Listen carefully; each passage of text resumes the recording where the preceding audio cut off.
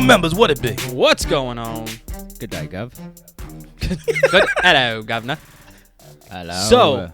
So if anyone listened to, I think it was our last episode. Was it our last episode? Maybe 2 episodes ago that this idea was born from? Yeah, I think it was our last episode. It was our last episode. We had the collective idea, and it kind of happened on the spot. We just went, ooh, that was a good idea, to come up with some video game characters from certain games that we thought deserved their own game, or could at least hold their own in their own game. So we decided to pick some heroes, some villains, and, you know, kind of create our own spin on a game and how we would want it. So why don't we just get this thing crack-a-lackin'? There you go. All right, so why don't we go ahead and start with villains? Let's do it. Who wants to be the inaugural villain guy? I'm game with doing it because I feel like mine's going to be something you wouldn't expect from me. Which fucks me up because Anthony and I probably assumed that you were going to do the exact same thing. Yeah, so everybody probably thought I would do Handsome Jack. I sure did. Would be a that's what I thought. Look, great assumption, makes perfect sense, but to be honest with you, I knew everybody thought that, so I didn't want to do it. Is that what you were thinking when you texted us and said, I don't want to do something that everyone's going to expect? Is that because Yes. you were thinking of doing Handsome Jack? Yes. And then I Well, no, essentially tried to talk you back into doing it when I was like, bro, if it's what you like, just do it. And look, that's fine, except for I feel like a lot of his story has already been flushed out enough to where I'm like, okay, I want to pick somebody whose story, you really don't know anything about their backstory that much. All right, So who I picked is actually a guy who we've been playing video games and dealing with him since the 90s. Ooh. This could be good. It is Giovanni. From Pokemon? Yes. Whoa. Fuck. That's, being an evil Pokemon trainer. Fuck yeah. That's Go a ahead. solid choice. Sorry. Okay, so I would go ahead and essentially put this whole world in a, you'd have obviously the Pokemon, world, kind of like what you see in like Sword and Shield, but better graphics and better looking, more like a Breath of the Wild type of world. So a little less less cartoonish, more cell shaded ish. More cell shaded, but also, also going ahead and having the battles look much more like what you would want from a Pokemon battle. You mean like Detective Pikachu, like how the movie was with those battles? Oh, okay. A little more kind of like real time battles almost. Essentially, yeah. So I haven't played it just yet. So you're talking more of like a Temtem style. I haven't played Temtem I haven't either. played it either. Well, but here's the thing: if you look at the way that it's drawn, it looks almost like it's cell shaded, kind of like a Breath of the Wild, that sort of thing. Yeah. Yeah. Okay. Yeah, much more that way. Okay. So, my biggest thing about this is that I do not want Game Freak doing it. Okay. That's fine. I mean, Now it's the your reason game, why, the reason why is that Game Freak hasn't changed what they've been doing for a very long time. Yeah, it's like, always the same It's always like the same outlay of the style of game. You know what I mean? Yeah. Like here, like the cities are basically the same style setup. The bosses you fight are basically going to be the same depending on what game you buy. Yeah, 100%. Now, how much of this, because think about it, every time a Pokemon game comes out, we get batshit excited, we buy it, and we play the shit out of it. So that probably also falls under the category of if it ain't broke, don't fix it, because they still find a way. Like, the only way I feel like that doesn't work is when they run out of Pokemon. Yeah, At the same time, I will also say that Sword and Shield hasn't sold as good as a bunch of the other ones. I'll be honest with you. So the reason that Really? this is I just actually didn't me. know that. Yeah. I like that game, too. Yeah, so like I'm not like, so who did Breath of the Wild? What was the developer team? Nintendo? Hold on. I mean, look, obviously saying Nintendo would probably be a really, really smart call, but I would rather have them go ahead and do it than than Game Freak, because like I said, Game Freak, they haven't changed their design, and it's something that they need to do something different, because I might not buy the next Pokemon game if it looks like Sword and Shield. That's fair. Nintendo, I can by the see way. Nintendo Entertainment Planning and Development is who made Breath of the Wild, which I should have fucking known. Please do it. Please do it. Okay, so the story would essentially start with Giovanni being in his early to mid 20s, and then he'll be kind of just going through the world and everything with his trusty companion Meowth. Wait, do we know how old he was in the game that we played? In the game that we played, it looked like he was in his he was older and wearing late a fucking 30s, 40s type of. That's kind of the way that I felt that he was. Not necessarily an old head, because you knew. I mean, you knew what the 20-something people looked like, and you knew what like the 70-something people looked like. You didn't really have a good understanding of what the middle ground was. And you know what I mean? realistically, Like, and in the like Pokemon universe, Ash's they mom. never change. Ash's mom was basically what you saw as the middle ground. You know Yeah. what I mean? Like, And Ash, or maybe, yeah. or maybe Brock. You know what I mean? Brock might have been what the middle ground was. Yep. All right, so what they have, at least what I see online, is he's 41. Now I don't know if that's current age. Yeah. If it is, Then that would mean he would have been like 20. he would have When been the game exact. came He out, would have. which Well, he seems would have a been little young. exact. Yeah, no, he would have been exactly like Wes said. Start the game off in your mid 20s, which Think would about actually it. put him in the same age group, the same Yeah, I age guess. as what he is now. Think about it. Roughly 10 to 12 is when a normal Pokemon trainer would go ahead and start their journey anyway. And then they're 10 So- to 12 for so- the next 30 years. You know what I mean? Yeah. So then, yeah, I mean, I'm going a little bit beyond that. Only so if going you're Ash ahead, Ketchum. yeah. So, I mean, I really want him to go ahead and have Meowth. You know what I'm saying? Go ahead and actually be able to actually like move Meowth up to becoming Persian, because Persian is, I mean, that's his top animal. Yeah. You know what I mean? I mean, weak. like, I mean, especially in like TV shows, you see Persian just sitting there and going ahead, just he's always just petting him and just chilling with him. Weakness So, at its I mean, that's kind of how I want it. And I want the story to go through his time as a gym leader and before he created Team Rocket. You learn his story on why he decided to go ahead and make Team Rocket, why he Hell decided to yeah. go evil. And I mean, I mean, this is one of those games to where you see and understand the path of destiny that was laid before him. So we talked before about with like, I mean, Deep, dude. That's yeah, I know. So we talked before about certain, like certain like MCU villains and how we understand why they do it. Like obviously Eric Killmonger was the real big one to go ahead and sit here and talk about Thanos. Thanos, yeah. I mean, this is essentially what I want from this video game, to go ahead and be like, I get why he wants to go ahead and create this empire and and do things the way that he wants to do them. Even though we've known for 25 years, 30 years, about we know that he's bad. We know that what he's doing is wrong. The way he's trying to do it is wrong. But now we're going to learn from his side why he thinks it's right. So I did decide to go ahead and pick a voice actor, and the voice actor I chose was Steven Yeun. A lot of people will know him from The Walking Dead, and other people will also know him from Voltron. The new Voltron that's on Netflix. He went ahead. He played a character as well, and I feel like he would be a great choice. He doesn't necessarily have a very imposing voice, but for being in your 20s, early 20s, I feel like his voice didn't really have that. That real empowering sound yet. So it kind of makes a little more sense to me. Obviously, this game will be rated E because all Pokemon games are. I'm not going to take that part away.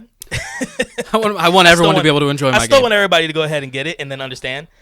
And then I do think that the game could go ahead and create a few spinoffs, because the game could you could have like a 100% Team Rocket type spinoff. You could to do go like ahead a, and like a Jesse and Jesse and James. Yeah. Jesse and James spinoff with their First talking Find Meowth. Meowth. Yeah, Yes. dude, that'd be cool, right? Yeah. So that's that's basically what I sat here and figured out. And then going ahead and with having that Team Rocket spinoff, you could have them with Giovanni going ahead to help and build them up in the evil corporate ranks and shit like that. I really, like I said, I thought real hard about trying to figure out this villain, and I'm really happy with what I found. I'm really happy with what you found too. Now- You fucking did a This bang sounds off job. this sounds like a I would sounds play like a that game game. that I would love. Now, here's the thing. Here's something I should have put in the guidelines that I didn't put, so I'm going to ask you on the spot. If you want me to come back to you, I will, but Okay. what would you call it if you had to title it? Would it just be Pokemon Giovanni? What would it be? See, Pokemon Giovanni isn't a bad name. I'm not saying but I'm not it's saying it too, should it's be. too simplistic. I feel like It is. Yeah, I would have to. I'm probably not going to have an answer for you on this podcast, but it would be. We'll come back to you. Yeah, that would be a great. Oh man, that's a great thought. What the hell would I name it? Okay, yeah, let's keep going. When I was finishing my notes, that's I'm what like, I got. Why didn't I put that there? well, the Pokemon Company could always do like a spin-off, and it could be like a series of games of so it could be like Giovanni's. It could be like a Pokemon Saga, Giovanni's whatever, Yeah, I mean he's got a point. and then they could do a spin-off of like Jesse and James and stuff like that. And it could be like a different series of Pokemon game that's literally a saga style. Yeah. Yeah, that's a solid idea. Like so, like a good name would be like Pokemon. Blast off at the speed of light. Go ahead, go ahead. Okay. Use something that was part of the Team Rocket motto. That you heard from Jesse and James. To really like bring it back in your head to like the OG cartoon that we used to watch. That'd be Pokemon behind like that. Pokemon behind the blast off. Beyond the blast off. I don't know. Yeah, that's like VH1 behind the music. True Hollywood story. True Hollywood story. Giovanni. But yeah, so Giovanni would probably be my villain, and yeah, I was really happy with that pick. I feel like it's a good one. That is that's a solid choice. Thank you. And you want to go next, or you want me to? Yeah, sure. Mine's gonna be short, simple, and like it always is, unprepared. So I decided to go with the villain from Skyrim. Ooh. Alduin. A fucking dragon game. That's not a terrible idea. When you Right. I love that thought. Yeah, so I got a little bit of a background on Alduin, just in case some of the listeners don't have a full spectrum of the dragon and the World Eater, as they call him himself. Yeah. But basically, this is the little background story, so you can understand a little bit where I'm coming from. Long ago, Alduin was defeated by the ancient Nord heroes Gormalith, Golden Hilt, these names are so hard to say, Hakkanen, One Eye, and Felder the Old, who used an Elder Scroll to send him forward in time, hopefully never to return. Unfortunately, he came out of his temporal snare in the land of Skyrim, which is the Elder Scrolls. Wow, I just swallowed my tongue. Someone's not a Dragonborn. Elder Scrolls 5. Yes. Taking the form of the monstrous black dragon, he sets out to destroy the Narn. Yep, that word. With the help of servants, his dragons, and it is up to the players, obviously, and the last of the Dragonborn to stop him. Now, basically, imagine starting off as Alduin, having to go through the defeat from those Nords, right? Starting at the very beginning, going through those trials and tribulations of being defeated, and coming back as the dragon, as the World Eater, the King of Dragons, to then start your reign of terror on Skyrim. My balls just got itchy just hearing that. I'm ready. So basically, you would take control of Alduin himself. And again, you would play through, basically leading up to the end of Skyrim and facing the Dragonborn. It's like a redemption story, but flipped on its head because you're playing as the villain. So you play. It's like one of those games where you play in the beginning. You're the hero. You play, you lose, and then you have to play the whole story trying to it flips that on its. I like it. It completely flips it. That is pretty much not all I've got, but that's the type of game I would like to see. Would it be all right, so real quick. Yeah. What style would you see the game? Would you keep it in that Elder Scrolls Bethesda look, or would you go ahead and change it? So here's the thing. I like Bethesda a lot as a company.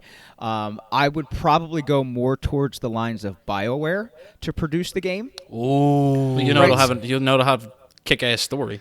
Exactly. Well, so Bethesda and BioWare are both known for their story-based RPGs. I feel, this is just me personally, I feel like BioWare kind of gives you a little bit more of, what can you say? For me, BioWare gives you. I feel I've like always thought gives BioWare you had a better little, voice actors. They definitely have better voice actors. I feel like they also give you a little bit more free reign of the game to kind of make your choices. Make your own choices and give you free reign of your own destiny. You know what I mean? Well, I mean, think about the games that BioWare has, mainly like Mass Effect. You have the choice of Dragon how good Age. or how evil. Yeah, Dragon Age is another one. Dragon Age. You really have a choice of how far you want to go down whichever rabbit hole. Exactly. So, and yeah. Skyrim seems to be a little, well, not Skyrim, Bethesda, when it comes to their games, seem to be a little bit more glitchy, per se. A little? What you mean? I'm being polite. A little bit more glitchy, per se. BioWare seems to be a little bit more fluid in game, in like the gameplay style. A little more polished. Now, the way that I was about to say, I'd put more Bethesda in more of a straight line type of you mean type of animation style. I go ahead and say like like their characters and the way they draw them out isn't very realistic at all. You know what I mean? Like what you see from BioWare, what you see from obviously Dragon Age or Mass Effect, they look much more realistic. Right. Yeah, it looks like they took their time with what they were trying to create. Also, I want to ask you, what rating would you give the game? Ooh. See, so that's the thing. If you're fighting as a dragon, you're eating motherfuckers. Exactly. So you're definitely gonna have to go with like a mature rating. Yeah. I think what's right before M? T for teen? I think, yeah. Yeah, this ain't a T for teen game. Can you eat people in a teen game? I mean, look, if you want this game to be fun and realistic, you're gonna want to see the aftermath of what you're doing as a dragon. All right, cool, man. I like that. I definitely like that thought of Alduin. Yeah. Just thinking of some aerial dragon combat. And that's what I'm thinking about. Because there's a game right now that's out for PC that that's basically dragon dogfighting. We saw it. We all three of us watched it in the studio. Yep. Yeah. So think about that, but Alduin without a pilot. You know what I mean? Just basically just going ham. Like I love that thought. Yep. What you got, Scoop? Sweet. All right. So for my villain, I went with Albert Wesker, and I would. Okay. I wasn't expecting you to go Wesker. You probably expected me to go Ganon. I really did because I was thinking about going Ganon, but then I changed my mind.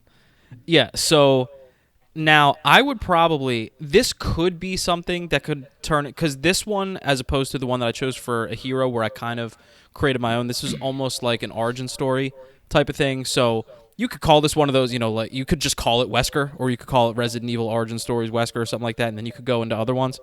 But I would keep it with like the horror action theme. It would obviously have a mature rating because I want it to be dark and crazy.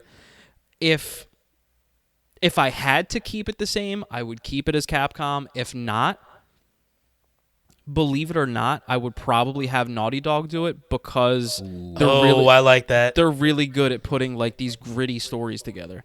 So for the summary of the plot, you would take control of Albert Wesker's story, all the things that happen leading up to the events in the Arklay Mountains, which is the beginning of the original Resident Evil. So you would play out his rise through the ranks from early researcher to chief researcher, all the way, to Umbrella, and then inevitably to Stars Captain. And the way I would work it is you would embark on missions to collect research data to improve like the various T-virus stages and create different BOWs. In RE1, is he already a captain? You mean he's already leading the team? He's already running the show? Yeah, he is Umbrella, but he's, spoiler alert, it's an old ass game, but he is Umbrella. But yeah, he's leading is it Alpha Team or Bravo Team? I forget which one, but he's leading one. I thought it was Bravo, actually. Well, I know Chris leads the one. We just did it. I should remember this, but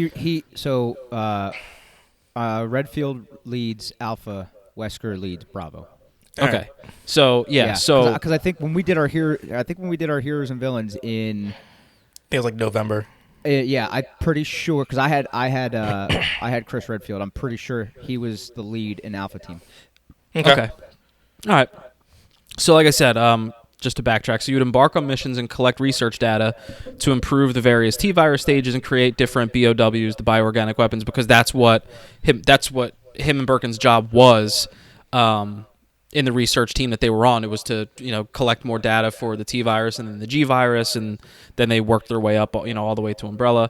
And perhaps the way it would work is you would go out to remote areas where the viruses have already been released, and then you would essentially kill everything there, collect more data to increase the virus to the next stage, and basically build himself up. The voice actor that I would choose, there's been I was going to go off script for a second and go with Jeremy Irons because he has such a good... Oh, fuck, yes. He's got such Oh, my God, yes. Yeah, he's got you such just broke my brain. Okay, well, here's the thing. That's not actually... If I went different, that's what I would do, but I... Oh, my God. Think about somebody as imposing as Scar. And go ahead and throw him in a video game. You know what? Yes. Screw it. I'll leave it as Jeremy Irons. Well, no. Who else did you have? Well, I had Peter because Wesker has been in multiple games, and I believe in every single one of the games, if not almost every single one of the games, he's had a different voice actor. So I went through and chose the one that for me felt most like Wesker. So I landed on Peter Jessup, who was Wesker in the original Resident Evil remake that came out in 2002. He has got a vast list of shit he's done. He was Paladin Danse in Fallout 4. He's been in Destiny 2. Oh, okay. He's been in Destiny 2, Dragon Age, Mass Effect, Gears of War, Skyrim, Diablo. He's been everywhere. Everything that we played. Everything that we play. And in a lot of these games like Dragon Age, he's played like 15 different people. That's one of the things I love about voice actors. You mean they're just like, okay, can you give me this type of person? They can morph into whatever. They can morph into whatever. Yeah. So my final thoughts on it is that it would most likely be a one and done if I wanted to just be like an origin story type of thing. But there's also possibilities for future games where you would basically be doing, what he was doing during the events of the other Resident Evil games. So you could do that, but his work in the background. But I would probably just leave it as a one and done, leave it as an origin story, because then you could start a whole slew of origin stories with Ada or anything like that. I think Ada would be a really fun one. I didn't even think about her. Yeah, that would be dope. But that's the one that I chose for. Awesome, I like for that my a lot. villain Okay. for my villain. So all right, so Andy and I were the ones that went ahead and selected heroes on this. So let's go this ahead is the one where I'm really hoping that 5% chance you didn't choose what I chose. Well, I'm really hoping. If you did, then you just make it a co-op conversation. There you go. Fair enough. We can go ahead and see, like, okay, who has the better story? So I chose one of my favorite characters of all time. Oh no! Go. In one of my favorite video games of all time. Oh no! You seriously chose Maya? No! Oh, thank God! No, we're good. No, we're good. You're straight. Jesus Go Christ! ahead. Okay, Oh, like God. he's like Anthony. You're seeing this. Yeah. Obviously, I'm good. obviously people who listen to the podcast can't see this, but like Andy is like every time I say something, he's retching back, like just freaking out, and then I say Maya, he's like, "Oh, thank Jesus." Yeah, we're good. Okay, yeah. So look, it is not. It's not a spoiler to anybody that I love Borderlands. Obviously, Borderlands 2 is one of my favorite games of all time. So I went ahead and decided to go with Maya. Now I'm basically keeping it as Gearbox. You know what I mean? I'm keeping the cell shaded. It's a tough one to change. Bruh, if it ain't broke, don't fix it. And that style is one of the most unique and amazing looking art styles that I've seen in games in the last 20 years. Easily. I will go ahead and say that. My man just shot down my argument for one game and then used it for his game. Yeah, I was just about to I say saw that. the look on your face, like, oh, Pokemon can't. If it ain't broke, don't fix it. But Borderlands, if it ain't broke, don't fix it. Yeah, Well, no. no. Borderlands. No, hold on though. Game Freak, like I already said before, Game Freak has been slacking when it comes down to, evolving to go ahead and make the game more immersive. Yo, when your character does a tackle and all they do is hop, I see that. There's a problem with that. I see that little pun you threw in there. Evolving. Haha. That's a I bet Pokemon you he didn't game. mean to. I bet you he didn't mean to. Not at all. But Solid. that's. It's a solid dad throw. I actually have a video that I'm gonna send you guys for YouTube that has to do with the lack of evolution and going ahead and like really pushing the way that Pokemon should be. Right now, because Pokemon should be much more like a Breath of the Wild style world instead of what it currently is. I get that. The thing is this is kind of backtracking. I'm sorry. And it's fine. I actually enjoyed Pokemon Let's Go series, that little series they did with Pikachu and Eevee. Yes. So much more than the actual new Sword and Shield, because it gave you a little bit more control over what you were doing too, especially if you had the ability to have like the little Pokemon ball. Yes. You know what I mean? Which I'm staring at right now. I still have yours. Yes, I know you do. It's okay. It's all right. Mine is still hanging on the little hook near the door because Jess used to bring it with her everywhere she goes. But they gave you more control over the game, which was kind of nice. Yeah. So I'm going to go back to talking about Maya, and we're going to go ahead and talk about this. So, look, it's still going to be a looter shooter. Once again, it all has to do with the grind. That style of game, you always want the grind. Like I said, I'm going to keep it as Gearbox. Now, my whole thing is that we're going to start the game at the end of Borderlands 2. After you fight the warrior, when she goes back to Athena's, and going ahead and continuing her teaching as going ahead and being a monk and all of her attempts at being nonviolent and going ahead and only using her powers and what she knows for a good purpose. But then you're also going to go ahead and like meet Ava. You're actually going to learn about Ava and who she is as a character, because she ends up being your underling. Not underling's probably a bad word, but she's your apprentice. Student apprentice. Yeah. So and I also really like the thought of this game, because with this game you can really flesh out the relationship that Maya and Krieg have, because it is something very different and very, very special in the games that you don't necessarily always see. Because to give a little backstory on Krieg, he's a bandit that is a good bandit. You know what I mean? He's a good guy, but if you play like Borderlands 3, there's a DLC that you can play where you're jumping into his psyche, and you have Sane Krieg and Psycho Krieg. Psycho Krieg says all the crazy shit like, put the chainsaw into the mixed melon, and then you have Sane Krieg go ahead and actually translate what that means. So because the whole thing about it is that Maya can actually, like, in her head translate what he's really trying to say. And she's able to do that. So I would love to go ahead and really flesh that relationship out, and also go ahead and just, like I said, just have her just continuously work on her powers and try to go ahead and before Maliwan tries to take over Athena's, because the game can end roughly around the time that that she calls, or she talks to Lilith to go ahead and have the rest of the new Vault Hunters from BL3 jump down and start helping out. Because I think it's like roughly like 3 or 4 years is the span between Borderlands 2 and 3, within their world. So it would make a lot more sense. So voice acting wise, I have no issue keeping the current voice actor for Maya, which is Martha Harms. Ava can stay the same as well. She's annoying. She can be annoying, but once again, I can't think of anybody else to go ahead and voice a freaking 17-year-old kid, dealing with teenage angst. I honestly can't. That's fair. The game obviously will be rated M. And to me, this game is a straight up one and done, because you're dealing with the time period in between 1 and 2. It's essentially the same thing as pre-sequel, just without all the non-gravity as pre-sequel had. Because that was the biggest thing about one thing that like Anthony and I really had an issue with. Was dealing with how different it was playing that game as opposed to playing Borderlands 1 and 2. So yeah, Maya would definitely be my choice hands down would be my choice for a hero for a video game for a character that deserves her own video game. All right. Well, I stuck in the same universe as you, and I went with Borderlands, shockingly enough. You went with Lilith, didn't you? No. You went Tina. No. Well, then shut up, Wes, and let him get forward. Oh, okay. I'm really excited now. I went with everyone's favorite general purpose robot manufactured by Hyperion. Yes! That's what I went boy. with. Now, I created, this is such an offshoot and would probably never happen. I created this shit out of thin air, and this is what I would roll with. So I went with Claptrap. This would obviously still be an RPG, and I'm right with you. I can't imagine anybody other than Gearbox and anything other than a mature rating making this work. But so for me, again, so plot summary: take control of everyone's favorite general purpose robot manufactured by Hyperion in an original story. What's up? I do have one question. Go ahead. Stairs won't be involved, will they? I can't.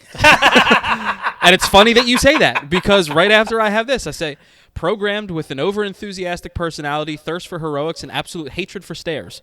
Oh, okay, good. Embark on a... Stairs! No!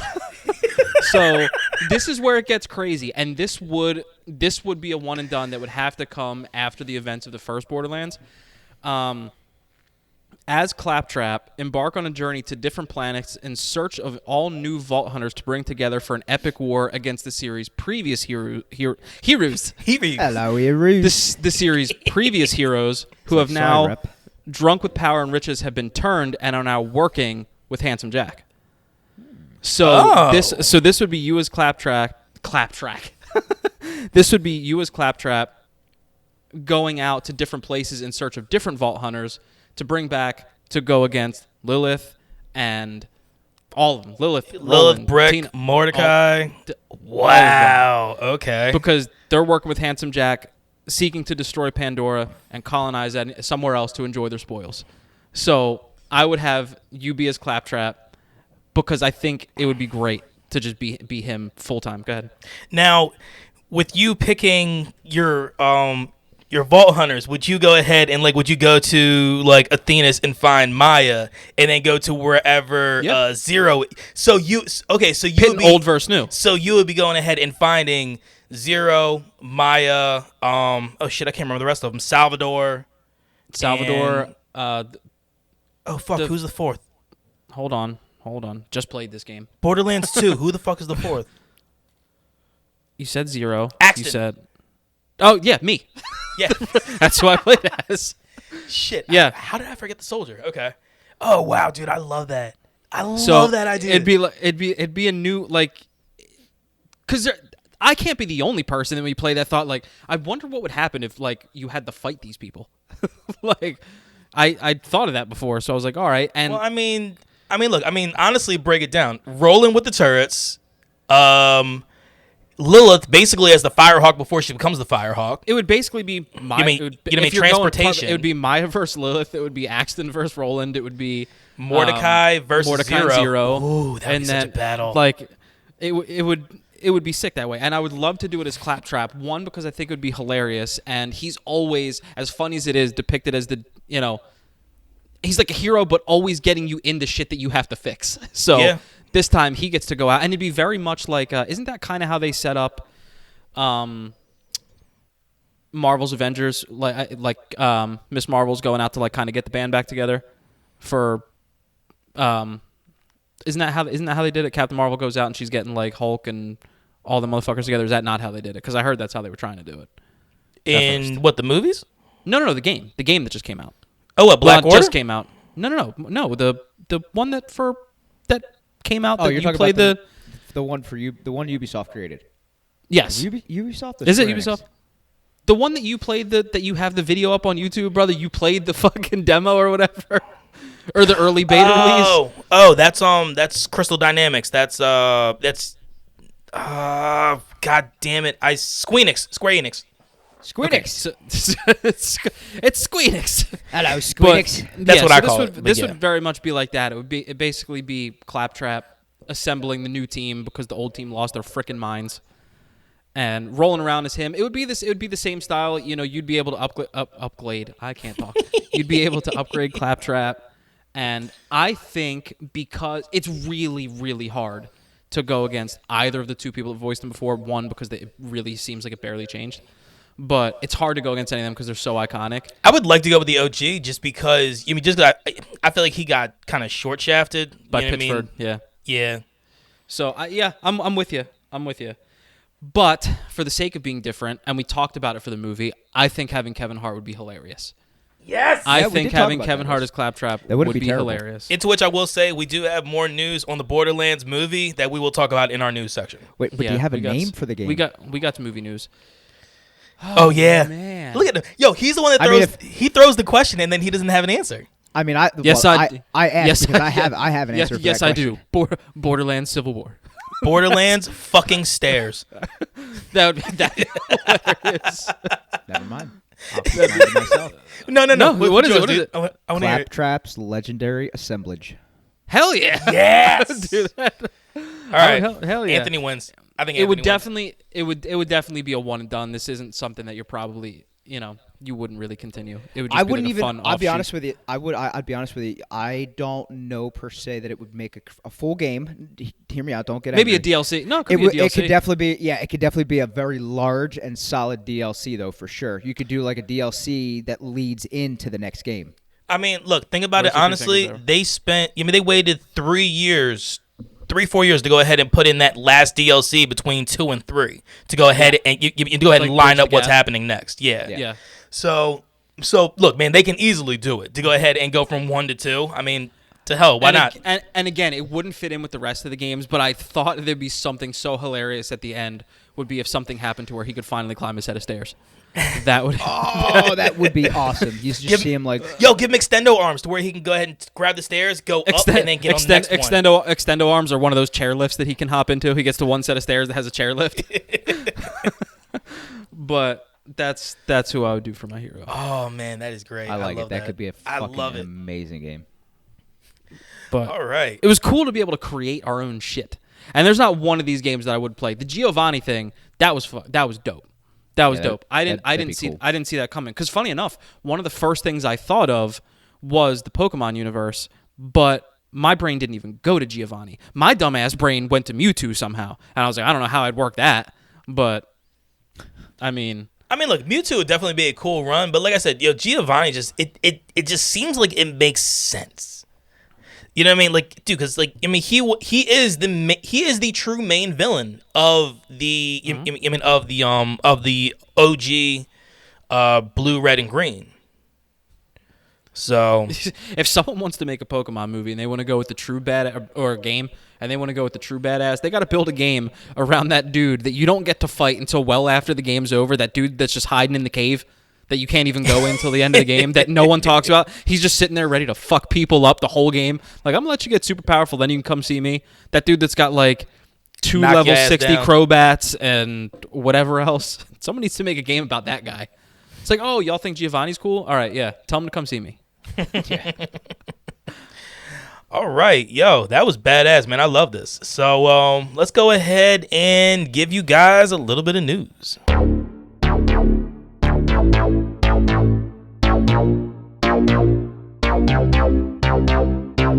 All right, so let's go ahead and handle some of these news stories. I'm not even going to tell you how many I have.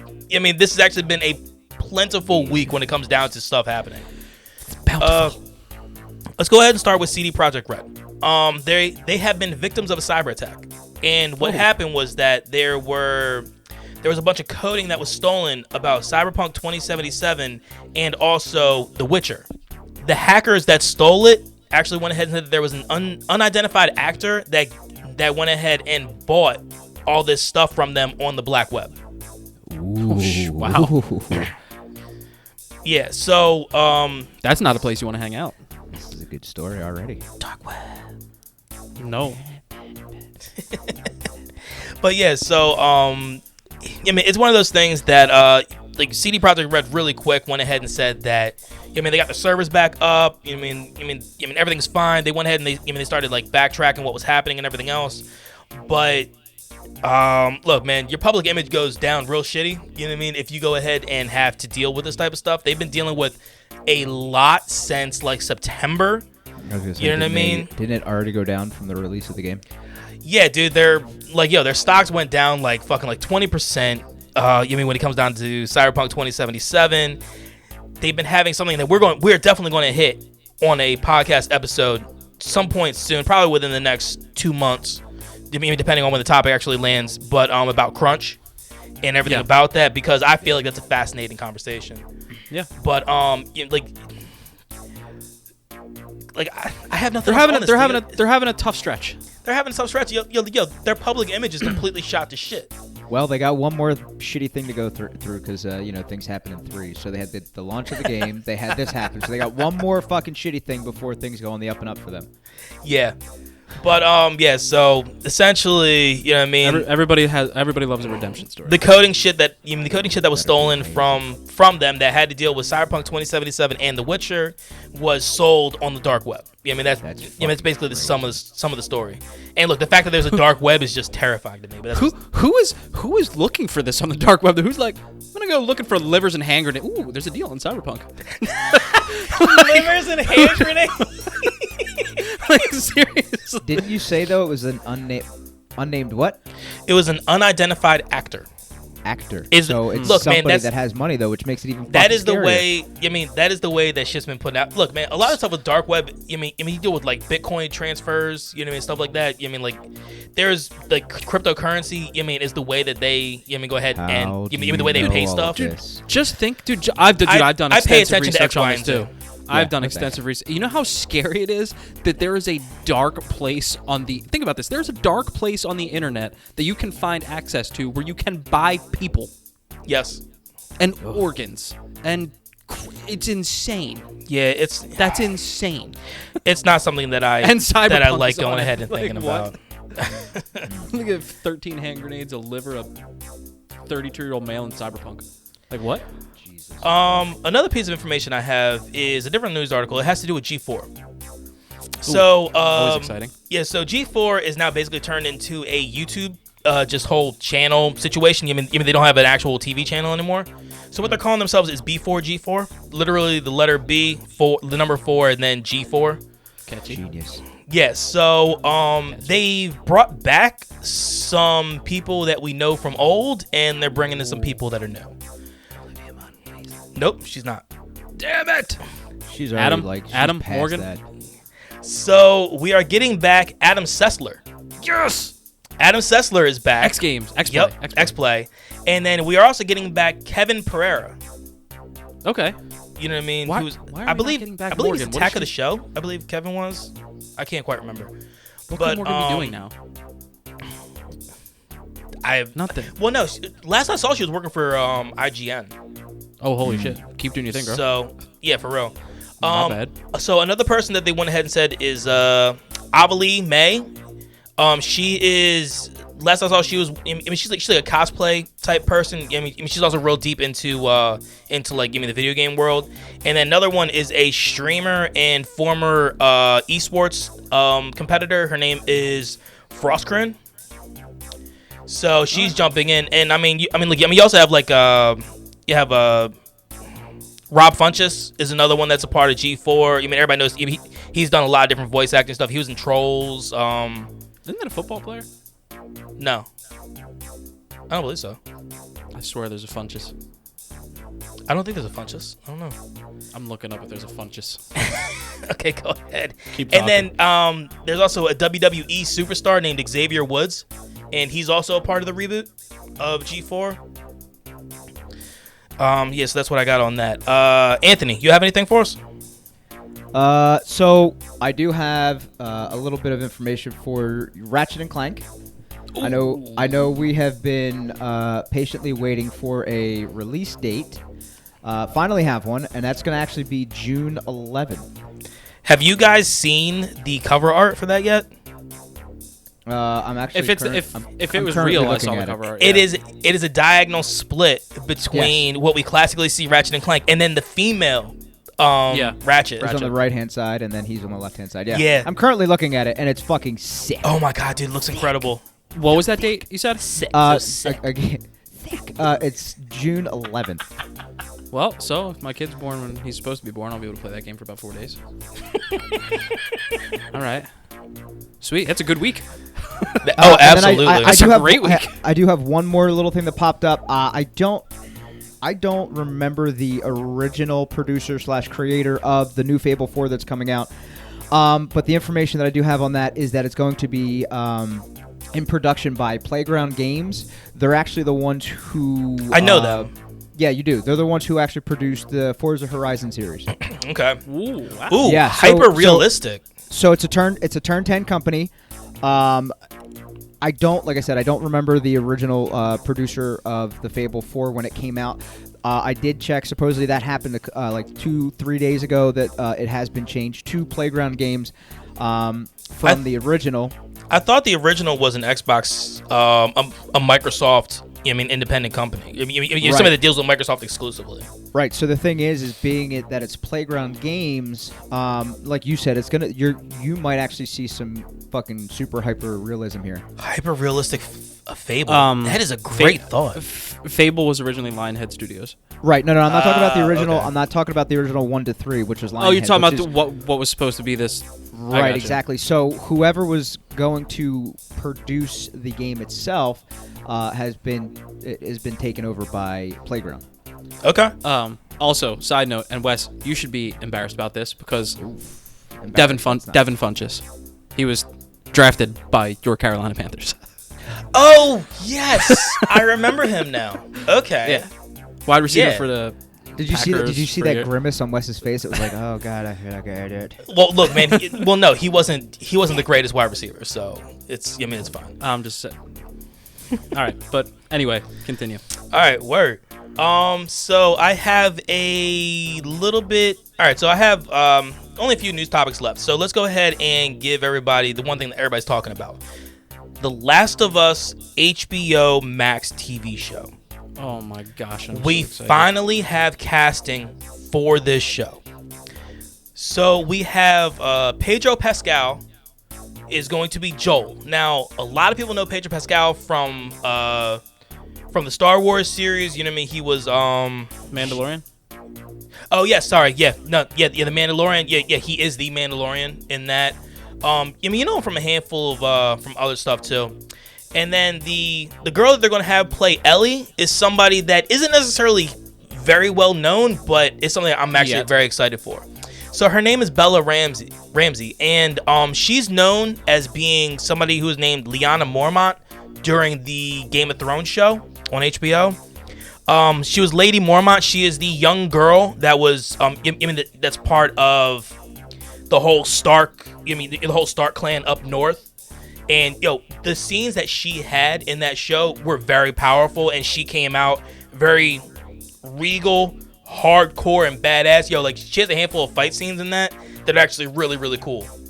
Well, if there's one thing Ellie is, it's badass. So yeah. So we already knew that the person that penned Chernobyl was going to go ahead and write this show. Chernobyl had rave reviews. There's so many HBO people watching Max. that show. Yeah. Made me want to watch it. I never got a chance to. Yeah, I still need to pick that up and actually check it out. But so far that's what we have on that show. So we finally have the two main characters. Now, there was a story that came out that initially saw that was Mahershala Ali was going to be playing Joel, and I can understand the issues or things that people might have said about it. I still thought it would have been great because Mahershala Ali is probably one of the better, actors that people don't really know that much about. Of this era.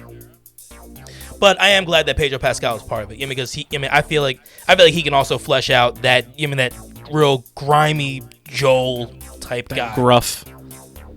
Yeah. So last year, because of the pandemic, obviously COVID, we did not get anything that was E3 related at all. We had IGN doing their summer thing. We had so many different things between PAX East, PAX West, BlizzCon. They broke everything down so much, and the different state of plays like Sony's and yes, it made. Man. Look, for podcasting, it made us. It made it very easy for us to go ahead and do our job.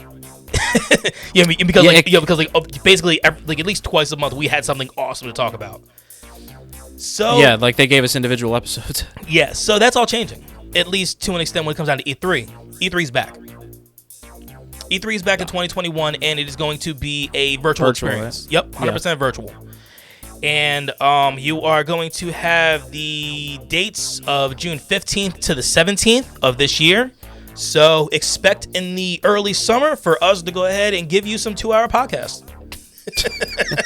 Holy shit. Let's go. I'm fucking ready for it, man. They go so quick, though, because what do I say? E3 is like our Super Bowl.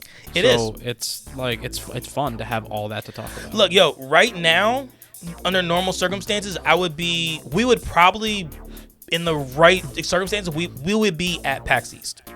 Yeah. Because normally, that's in the northeast of eastern the United States, which is, basically where we are. So we would have been there, and we would have been talking about this in a hotel room right now, going ahead and recording this shit. So, yeah, so having that, and knowing this, and knowing what E3 is, look, E3 has changed a lot because of Microsoft doing their own things, and obviously Sony not being a part of it the last 2 years. So it's interesting to go ahead and see what this is going to become. I'm excited to see if this is going to be much more indie-based, because if it is, that's going to be fucking awesome. I am not going to argue with going ahead and seeing more indie games being pushed to the forefront, because all that does is make bigger companies like BioWare and Bethesda and all of them go ahead and really step their game up. They're seeing what indie games are able to go ahead and do. So yeah, we'll be talking about an indie game a little bit later today. That's what I've heard. I'm actually excited for that. So that's going to be happening June 15th to 17th of this year. There is a game that is going to be coming out for the PS5, Xbox Series X and S, and the Nintendo Switch later on this year. And it initially only came out for the PlayStation, and it was Crash Bandicoot 4: It's About Time. So It's about time. So the latest iteration of the game is going to be coming out March 12th for basically for everybody else. We're close. Oh, very close. And I'm excited for this because I've heard a lot of really good things about this game. I think IGN gave it like a 7 or an 8 out of 10. So I actually do have one more piece of news. This actually popped up on my newsfeed a little while ago, and I don't think we talked about this. And this is actually a very, very large thing that I personally think to talk about because this is a way forward for this current generation of video games and the consoles. So MLB The Show 2021 will actually be created. Who's being created by Sony? I heard about will this. Be releasing. Yeah, they will be. It will be releasing for the Microsoft gaming consoles, we'll say, which is a huge. I love it. It's a huge step forward. Sony Entertainment International is actually creating this game, which is going to still sell, obviously, for the PlayStation, but will be available and is actually currently on pre-order everywhere right now for the actual Xbox, the new Xbox Microsoft consoles. So this is like, for me Gaming personally, companies coming together. Yeah, for me personally, this is a huge way forward, and I'm pretty sure that PlayStation also just announced recently that they're going to be doing. I see your hand up. I'll get to you in a second, Wes. Sony just announced recently that they are going the way forward of cross-platform play.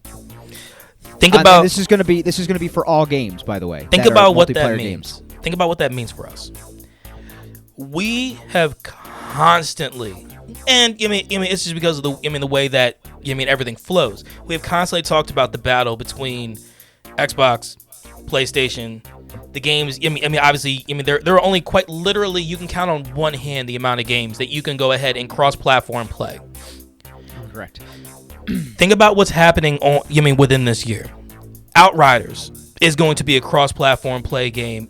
That's going to go ahead and be, at least hopefully, it's going to be huge. The demo is coming out at the end of February, which I am super excited for. You have MLB The Show that is going to end up, having the same type of thing. Like, we are getting to the point in gaming that we have been wanting for such a long time. Like, you guys having PS5s. Look, I'm fine with that. You guys having PS5s, me having a Series X, and then we don't have to go ahead and talk like we were before we went ahead and cut the mics on for the podcast about saying, yo, you need to pick this game up for this system so that way we can go ahead and all play together.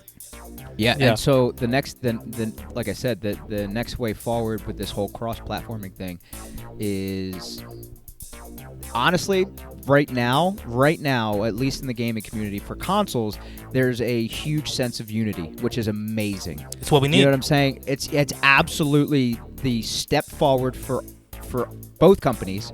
Yeah.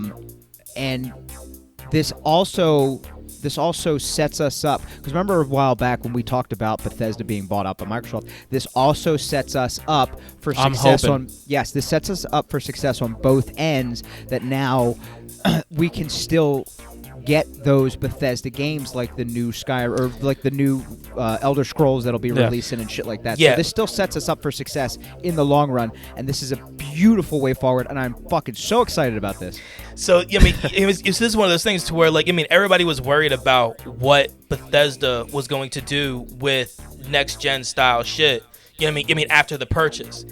Now at least we have a path. With the show going ahead and going to Xbox now, now there's at least one lane to go ahead and for us to go ahead and see this, and let's go ahead and build the other way, so that way it can go on the other side. Right. That's what I was thinking my of. back, I'll scratch yours. Yeah. Well, that's what I was thinking of, and I was wondering how much they're all going to make money.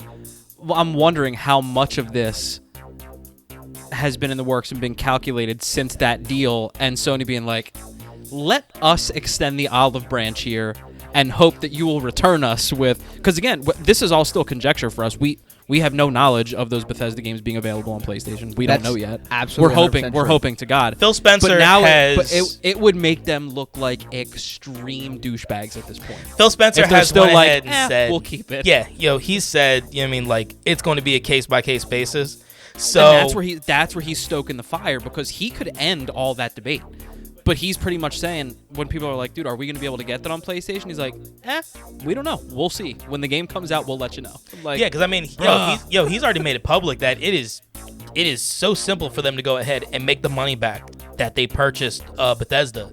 Just from going ahead and keeping it as an exclusive. So yeah, I am really hoping that the olive branch, is received and they send one back out the other way. Yeah, reciprocated the proper way. Yeah, because when we heard the deal, like that money, that's $7 billion, right? That $7.5 billion. Yeah, like that sounds like a ridiculous amount of money, but then It is we were like, a ridiculous amount of Yeah, money. but like Not I said, sounds like, are you fucking Yeah, mental? but- When have but- you ever seen $7.5 billion dollars? I never will. But Okay, my point hence is ridiculous amount of money. to amount, yeah. Oh, but like I shit. said, to a company that I forget, I read the stats at one point, to a company that I think makes that either per week or per month, that's nothing. So that's why I was like, they ain't worried about making money back. And then when Phil Spencer comes out and says, we don't need to give Sony these games and we'll still make our money back. It's like, bro, can you just put everyone's mind at ease and just be like, Maybe we're going to give these games I'm better to with everybody? just give me a maybe. But look, with him going like it's complete sidetrack. Just from what we're trying to go ahead and do, because this is just news and not a complete diatribe. But with him going ahead and saying that, what he's really doing is, like you said, stoking the fire of going ahead and making more people purchase the Xbox. Yeah. Look, Yeah, and then look, after look, they do, like, oh, by the way, the games are going to be on PlayStation. I mean, look, I've already But said. then when are we going to talk about that as a business move and a dick move? Oh, it is 100% a dick move, and I will say that as an Xbox enthusiast. Because that's This- usually the this conversation man- where Ant's like, dude, that's a dick move, and then me be like, if it was my business, I'd do the same shit, but I agree. This Yeah. man literally dipped his balls in warm water and then drug them across everybody's face. That's exactly what Oh he my did. god. And everybody said it was raining. Yeah, it's gross. Yeah. It's gross.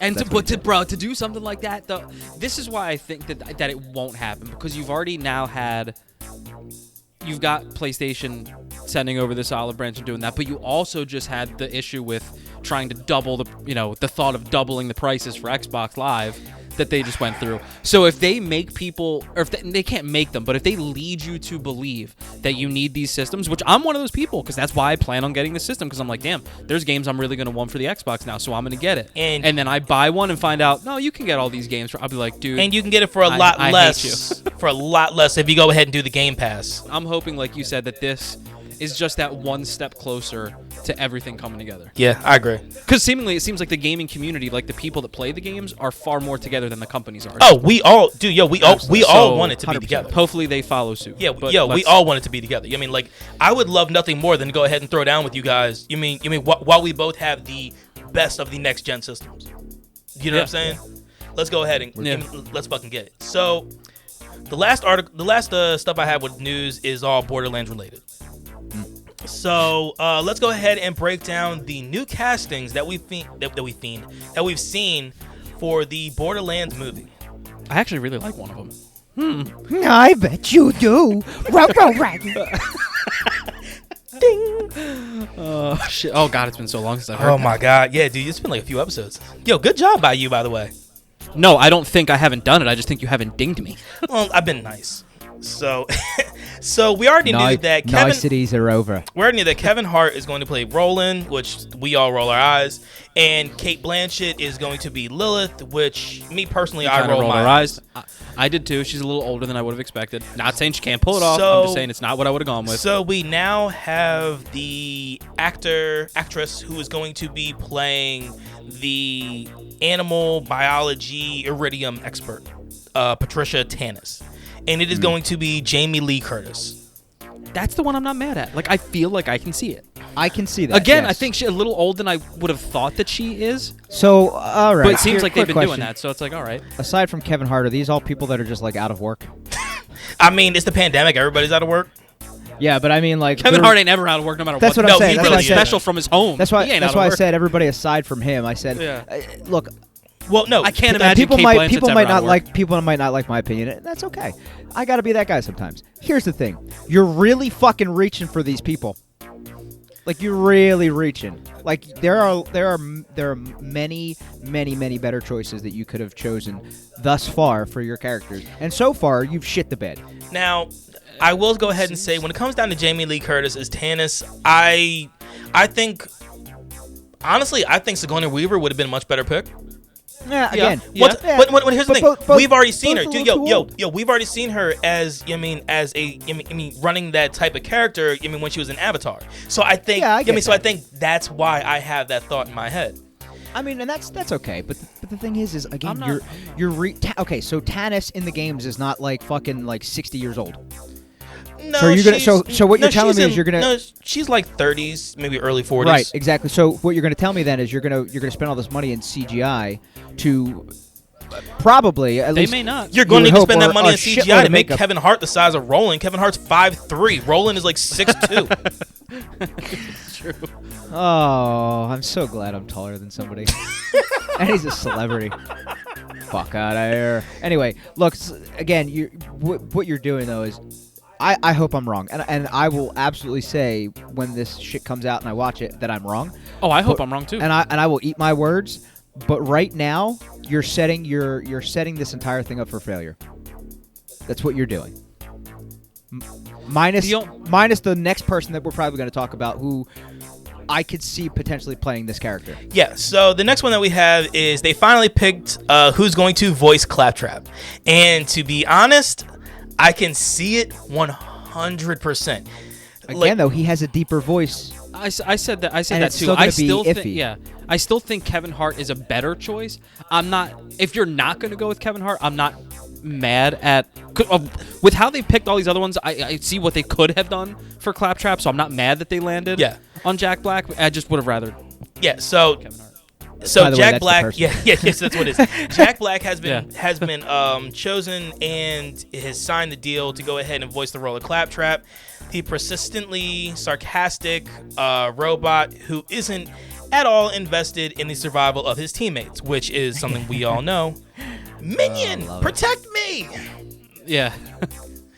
Minion, lay down your life for me! Yeah, like it's exactly what he is. You know, a fucking robot. You know what we need to do in this next episode, though, as we can do it in a part of news if we want. But there's nothing worse because we've been kind of doing this.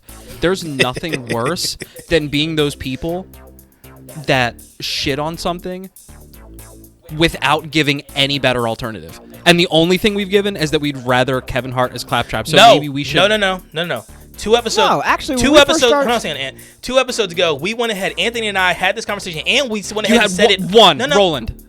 Well, because we only had one cast member at the time. At Thank the, you very much. yeah, so at fuck the off. time. But that's what I'm no, saying. We, Fuck Now off. we well, no, have we did more. have We have to. Kate Blanchett was picked before Kevin Hart. So Okay. so we never said who we'd rather see as Lilith. Look, I just went ahead and typed out on our topics. Little feed that I have. Basically doing a full Borderlands movie discussion because it is going to happen. It's big enough to be able. It's big enough. We to be able all to. are such huge fans of the series. Obviously, I am more than both of you, but just because I'm obsessed level. But we could break this down into a conversation that could easily last a podcast length. Here, you want me to give you some people for fucking? I'll give you a couple right now who actually look and could probably play the part better. Ready? So for Tannis, right? You could do Charlize Theron. You could do Charlize Theron wouldn't be Didn't you bad. just say you did? Didn't you just say you didn't want the person to be like 60? Isn't Charlize Theron like 57? I thought she was in her 40s. I'm pretty I don't sure know. she's I'm in just her 40s. asking. I don't know. The No, next she person I'm going to say is definitely old. You could do Julianne Moore. Okay, so now we're going to 70. Cool. Yeah, You're going backwards, dude. yeah, you're also right. But what I'm saying is if you're going for straight acting, okay, then yes, obviously the people you picked are good. But if you want to go for a mix of their I do acting- like the Charlize Theron idea, by the way. But if you That one I do like. say thanks. But if you're gonna go for like their acting and you also want to go for looks, there are other people out there. You just have to take your time. I feel like they're rushing this. That's the issue. So You know what I'm saying? That's my biggest. So I feel that's my opinion, but that's my biggest issue with this. So I will say that when it comes down to like Kate Blanchett being Lilith, I feel like they saw her in Thor Ragnarok and went ahead and said, okay, she can be, she can kind of be a snarky smartass. Let's go ahead and use it. You know what I mean? Because her as Hela in Ragnarok was fantastic. She was great in that movie. So. She was absolutely fantastic. No, I agree 100%. So look, man, this is going to fall within the same lines. You know what I mean? When it comes down to Lilith as opposed to Hela, it's just the fact of going ahead and being a hero rather than a villain. Jamie Lee Curtis had to be out of work though, because like if you're not doing a Halloween movie or an Activia commercial, what are you doing? Well, that's the thing. I like Jamie Lee Curtis. I'm definitely not keeping. I do too. But I have not seen her in anything. And I see her in Activia commercials. Yeah. Well, look, man, gut health is a good thing, man. We all gotta talk about it. I'm not mad at it. I'm just saying that's all I see you in. So I'm saying it ain't October, so we're not shooting. We're not about to have a Halloween movie, and you've kind of done the yogurt thing, so. The yogurt thing. So I guess this is the next logical step, I guess. All right, so the last bit of Borderlands news I have has to do with the Borderlands 3 DLC. It's the last DLC we're going to get from Season 2. And it's called the Director's Cut. So what we're going to get from this, we're going to get a new boss raid. So Anthony, in Pandora, do you remember going into a cave and seeing a door that you cannot open in Borderlands 3? I haven't. You haven't played in a very, very long time. I haven't even completed the game. So no. I can't remember. No, I I can't remember where it is on on Pandora, the world itself. But within one of the little subworlds, you go into a cave and there's a door and you cannot open it. There's nothing you can do to go ahead and open the door. Apparently, behind this door is a boss raid, and what they're going to do is that you need to pay up 500 iridium in order to go ahead and jump into this boss raid and fight who is called Hemivorus the Invincible. That's fucking crazy. Which means your return rate on fucking loot is going to be insane. That's what I'm thinking too. So with this, with fighting Hemivorus the Invincible, like IGN had an exclusive thing back when the game first started coming out. To where it was a spot that nobody else could do. It's a Varkid. That you're fighting. Okay. It is a huge Varkid raid boss, and this thing takes forever to fucking drop. Look, you remember Crawmax, the Invincible. You remember all the other raid bosses from the old games, and just how difficult they are to actually go ahead and tear down, like Terramorphous. So yeah, dude, this is falling within the same lines. Another thing you're going to be getting with this director's cut is there's going to be essentially a murder mystery that you're going to be doing, and what you're doing with the murder mystery is, you're working with Ava, you're working with Lorelei, and going ahead and you're really starting to actually work with these ancillary characters that people don't know much about, and it looks like you're kind of like getting more of the story from them as well, and you're trying to go ahead and deal these murder mysteries and find out what actually happened. That's basically part of what the DLC is going to be. All this stuff is going to be coming out March 18th, by the way. Just go ahead and just drop the date on that. And another thing you're getting from this is going to be what are called hero cards. So a hero card, you have daily and weekly objectives that you get to go ahead and complete. They're kind of bringing in a Destiny type feel to this. Obviously, except for with a Borderlands flair. So when you go ahead, when you do this, when you do these particular type of things, you can get new guns, you can get different cosmetics, you can get different skins, just all type of shit. So all of that's going to be happening starting March 18th, and this is one of 3 cards that are going to eventually be coming out throughout the year. Pretty cool. Now, I'm excited for this just because it gives you a reason to sign in and play the game every day. You know what I mean? Like I actually started playing it again last night just because of the current like Valentine's Day type of thing that they're running. Because there's an exclusive gun that I want, and I didn't get it last year for Valentine's Day because I wasn't playing the game that much at that point. But but now with this out, I want to go ahead and actually try to get this gun. So I'm actually really excited for what's coming out with this whole type of system. And like I said, man, that raid boss is something that I'm really expecting. to be quite challenging. You know what I mean, within the game, just because the raid bosses in these games have been very, very hard to go ahead and do, especially with try to do it by yourself is almost impossible, let alone with 4 people. So that's the last that I have when it comes down to news. So, Oh God. we got to do the intro because these two have been playing something completely different that they just picked up the other day and already beat. So let's go. I'm gonna add that, by the way, to the whole echo effect. So let's go ahead and tell everybody what we all are playing.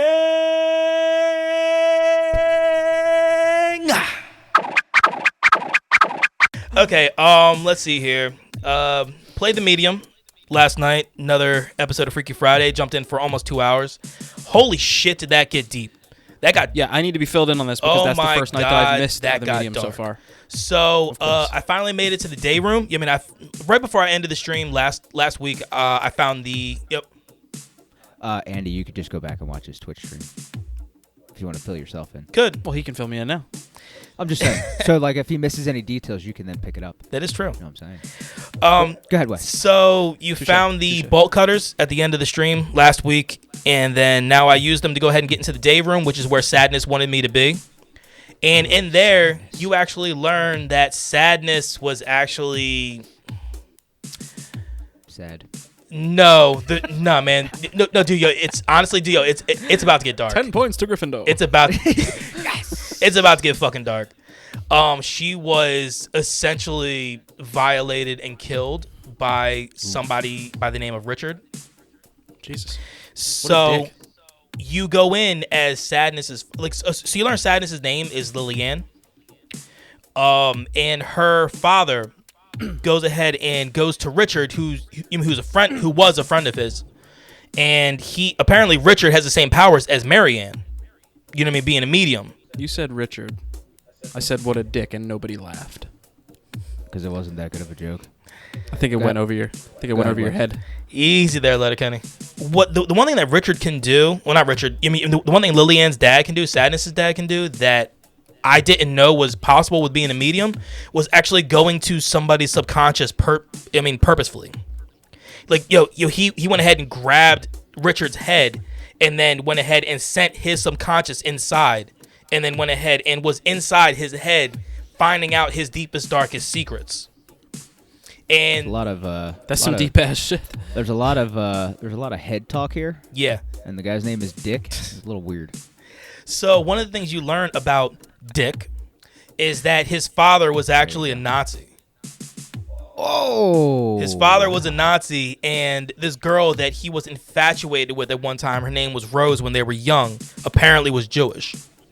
So, so his father went ahead and... This is going somewhere I don't like. Yeah, his father, his father gave intel, or went ahead and actually did the horrible deed of going ahead and taking out Rose's family. So... This big, huge monster that you see, and what I'm guessing is probably halfway through the game, is actually Richard's subconscious that has just turned into just an evil being.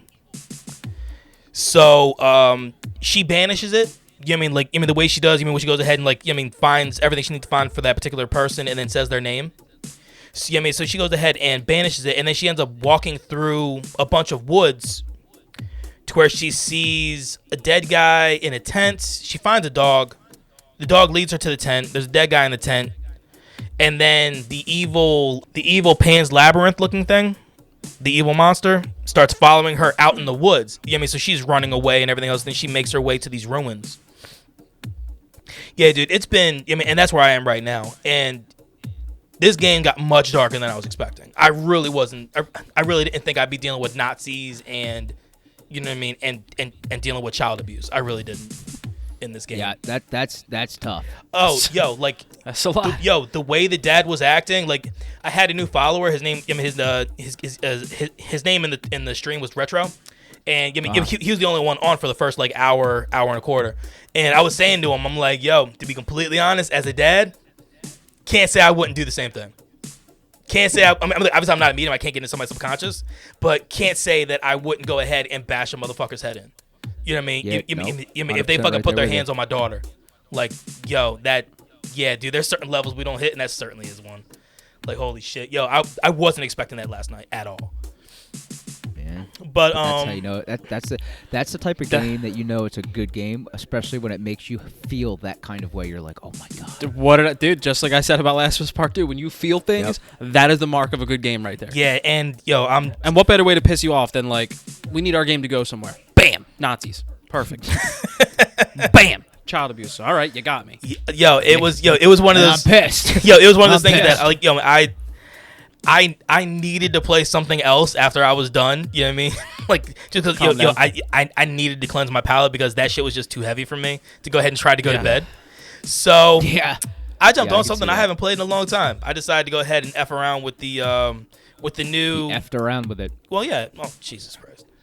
Yeah, I mean, so I decided to go ahead and start playing. Some of the new Valentine's Day type shit for Borderlands 3, which is some game I haven't even touched in like probably 2 months.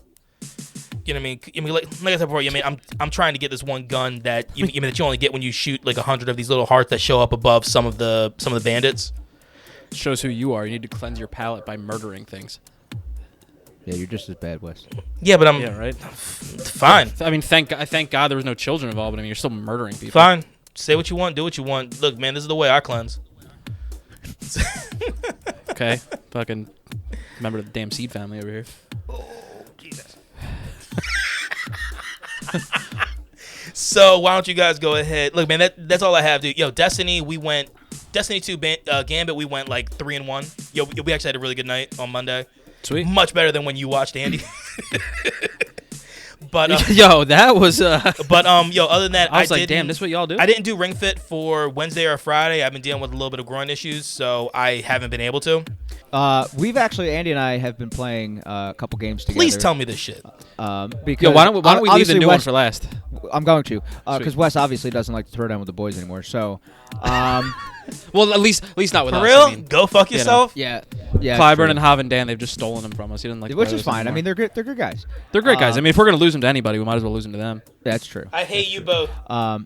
You don't. No, So I mean, says the bad friend. And so what we've been playing, we've actually Andy got me into the 2K series again. Thank God. I'm glad he did. So we've actually been throwing down a lot on NBA 2K21. And last night we took our hand at trying to throw down on the blacktop, and boy, let me tell you, Boy, howdy. we were not successful. We That's the greatest way to put it. We were not successful. I can say that was I'd probably say the best we way I've probably heard it. We've probably played. Well, I didn't count, but I'd say we probably played about like 13 games. Yeah. Roughly. And we went over 13 yeah. in every game. Oh, it was rough. If it you was count rough. the 14th game, Andy and I played against each other, and I beat him, but it just didn't feel the same because I was playing him. If these are games to 21, if we ever got to 6 in one of those games that we lost, we were like, high five. Yeah. We did something.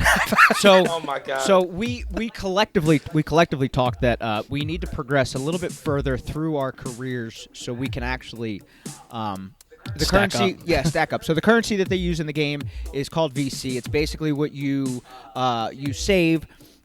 You can upgrade your player. You can buy shoes, clothing, all that kind of stuff with the currency, which is VC. And to do that, you really need to play more of your career path before you should really dive into playing on the blacktop. Yeah. What was the discrepancy in overalls from us to them on average? If we're gonna, so I mean, if you're gonna, Well, for what? me So, more obviously than you. I was But- an 8. I'm an 80. Well, I was an 80 overall, and you were a 64. So add those up and divide it by the amount. Yeah, And touche. but basically, overall, collectively, they were. If you put all the shit together, they were probably about 30 or 40 overall higher than us as a team, which never worked. It Yeah, was really I bad. don't think there was a single player on any of the teams that we played that was lower than a 94 overall. We were going Absolutely. against like teams of 3 that are 94, 96, 98 I think was the highest that we saw. 98 was the highest we saw last. And like night. I said, you're dude, an 80, I'm a 64. That's But the thing is, so this is my biggest gripe. Oh, it's my gripe too. Yeah, yours as well. So the thing is like you're playing a team sport, team game, and I hope we have some 2K listeners, and this is also their same issue that they see or run into. If you're playing 3v3, right? Passing is Pass the ball. Passing is a large concept of a team sport, like hockey and basketball and stuff like that. I can hold my own. So can Andy when it comes to shooting and picking the open lanes and shit like that. And every time we would square up, you pass the ball in, and the dude that got the ball as we passed it in would fucking take it all the way down and try and score. Instead of setting up a play to actually try and get the points. Like, that's like, dude, stop. Don't do that. Don't be a dick. Wes, I see you. Hold up. Because I'm still pissed. Wes, go ahead. No, dude, we saw the same thing in NHL. We've seen the same fucking thing in show. When we play against teams, we constantly talk about guys who... who are fucking puck hogs. Yeah, I don't. You know what I mean? That, man. We're playing a team of 4 or even 5. You know what I mean? And then you have one guy who constantly tries to fucking be a defenseman that just skates it from coast to coast to go ahead and try to fucking score. Yeah. Or we've seen it where it's like the opposite, where you have your wingers fucking skating down, and then they're puck hogging the whole game. Oh, but in the third, when they're losing and they decide to pass it to their defenseman, and he makes a fucking bomb-ass shot, top cheese, and scores to fucking tie up the game, take it into overtime, you probably could have hit that dude the entire fucking game, and he would have done the same fucking thing. It gets literally once you inbound the ball. If you want to equate this to Chell, it would literally be like me passing Anthony the puck, him going up, trying 47 dangles, and shooting every time he gets, knowing that the second you give him the puck, you're never getting it back. Correct. Is basically what this is like. You inbound it to these people, and they cross half court. They pull out every dribble in their handles package that they have, behind the back, around the back, behind the legs, through this 50 fucking times till there's 4 seconds left of the 24-second shot clock, and then they jack it up from wherever they're at. It's insane. I will say real quick, this is going to end a few days after we post this, but right now NBA 2K21 is actually on sale. It's a fantastic game. On the Microsoft Store for 67% off. Holy fuck. Definitely. The game's $20. It's worth it. It's a very fun game. This is a minor glitch in the system because you don't even really need to go out there if you don't want to. The blacktop, actually, no, you kind of do need the city for some things we'll talk about. But the blacktop, you definitely it's a lot of fun to get out there, especially if you can have the opportunity to get out there and play with your friends. It's definitely a lot of fucking fun to play squad deep, 3v3 and shit like that. Yeah, if we had you, we'd we'd be fine because we would pass to each other. I'm buying it right no now. one for us to bitch just about. So you know. Oh boy! All right. Okay, look at you, son. We can't play with you, but I'm excited to see it. On the PlayStation Network, you can't play with me? Well, now hold on, because there's a large amount of games that are going to be cross-platform. Oh, you got a point. We might. Well, no, but he can get his on PS4 and should be able to play with us, right? Or no? Yeah, but he just said the Microsoft Store. No, sorry, I meant PlayStation. My bad. He meant PlayStation Store. Oh, I knew. I'm looking on. No. I'm looking on PSN right now. Oh, now is absolutely the time to get it then. Are you kidding me? I paid full price for that thing, and I'm happy with it. Yeah, I got it. All right, so I'm going to do it after the podcast because I need a new payment method, and I don't have my wallet with me. So. Damn.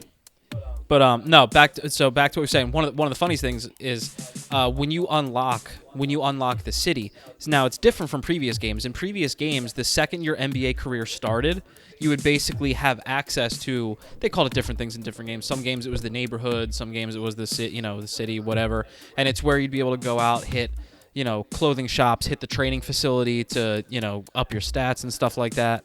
In this game, you have to you have to up your rep on the blacktop to be able to access the city. And once you do, there's actually a lot of things that are advantageous to, your character. You get a daily reward every day.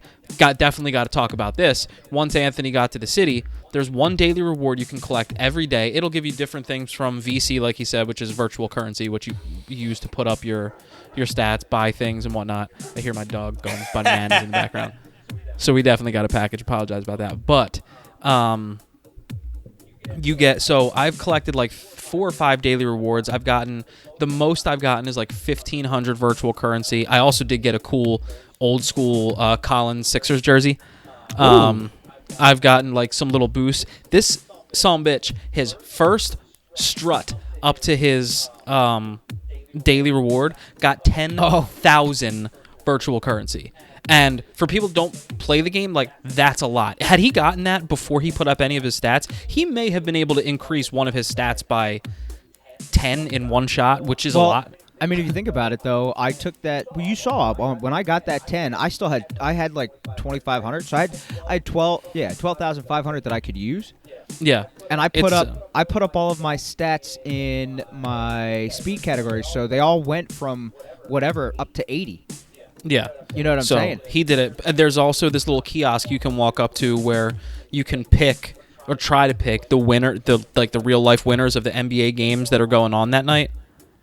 And then you get 100 VC per correct answer, or you can double down and get 200, but you have to collect them all, or you have to guess them all correctly. But really quick, still on NBA 2K, I did go back and look a little bit. It doesn't seem that there is any cross-platform play from PS4 to PlayStation 5. They are two completely different games. Come on. I also read that there was an issue way back when 2K14 was the same way. So they're two entirely different games. Unfortunately, if Wes gets the game, he can play it, enjoy it, and have a great time, but he will not be able to play with us. Unless you got more on 2K, we can go into the new thing we played. Now, so the new thing we played it was fun. Is fucking insane. Andy pointed this out to me while I think I was at work. Yeah, I was at work. Yeah. So while I was at work, this man's like, you going to be playing tonight? I was like, yeah, why? What's up? He's like, I got this great game. It's a 9 out of 10 on Steam. 92% of Google users that have played the game love the game. The developer, and this is an indie studio as of what I know, the developer is TMG Studios BV.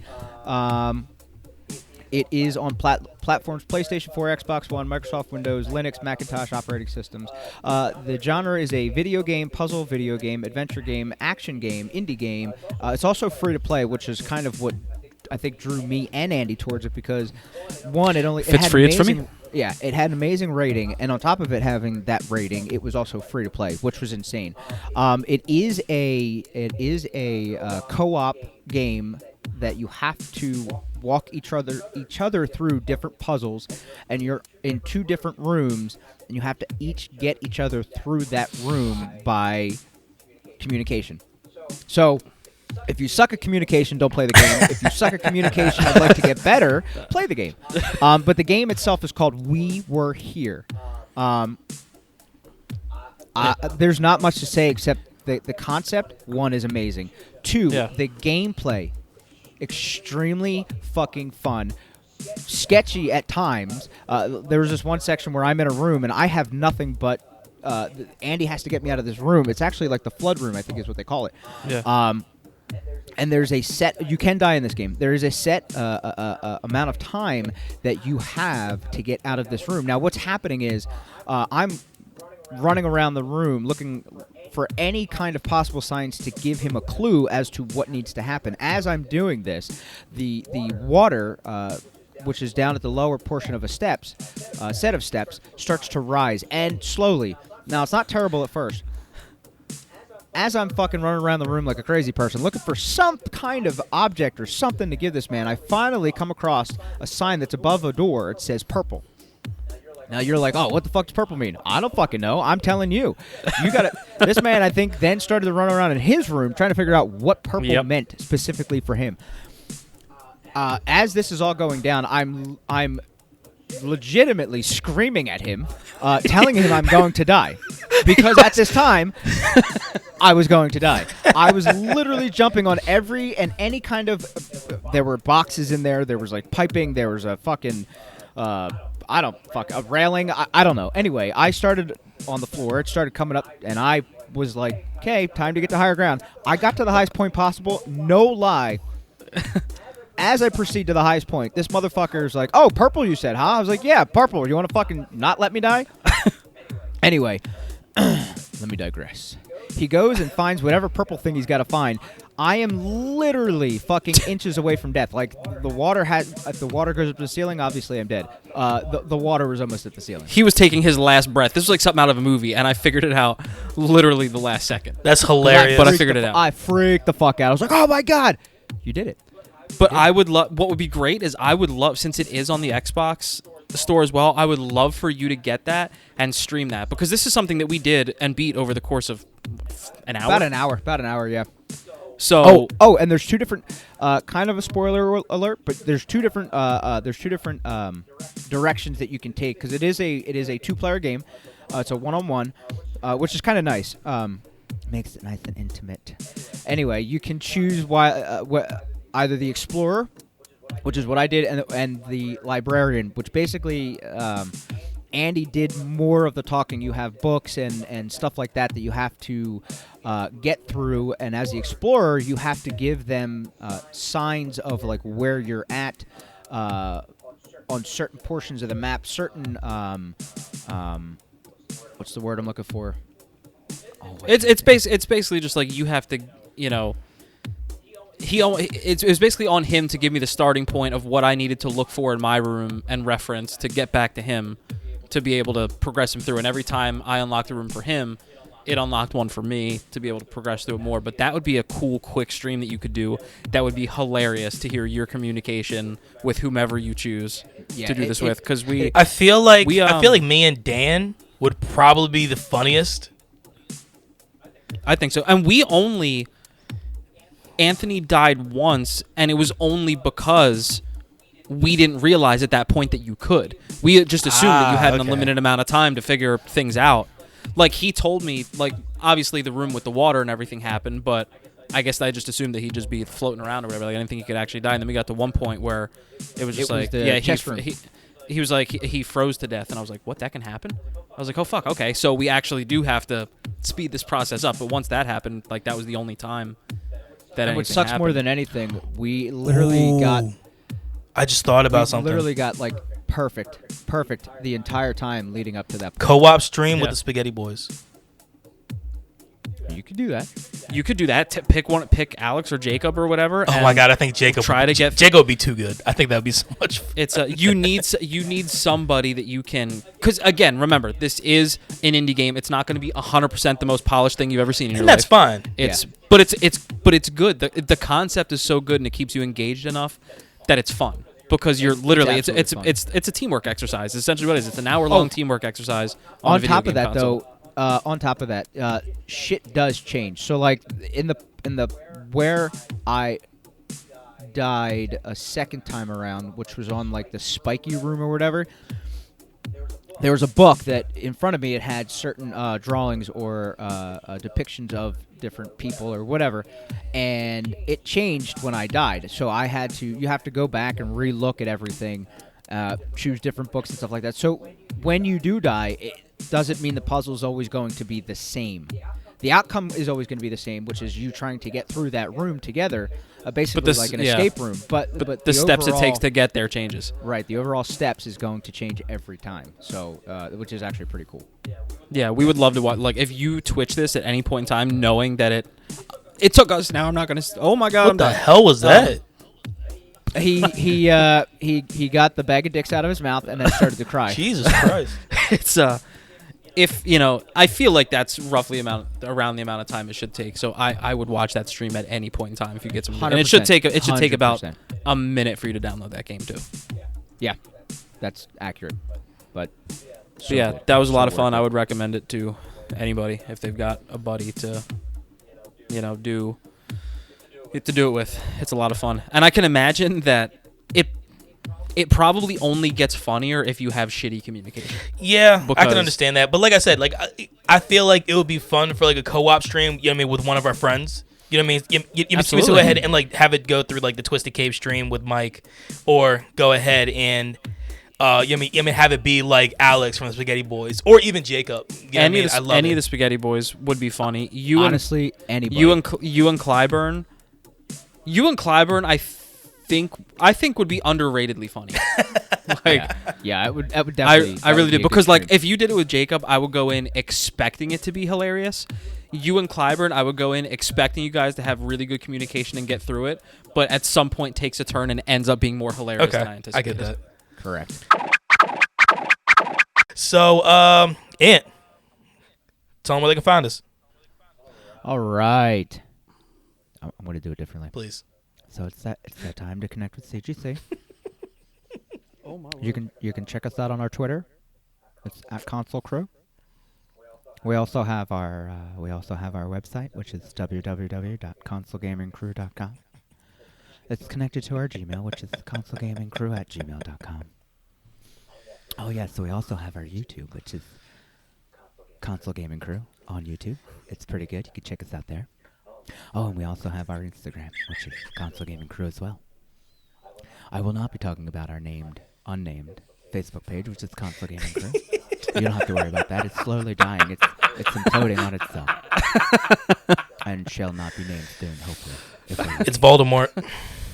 If we also, You shall not be named. maybe we'll just delete it altogether. I don't know. We also have our Twitch streams, which is Wesley. It's Dragon_CGC. We have Andrew, which doesn't Twitch.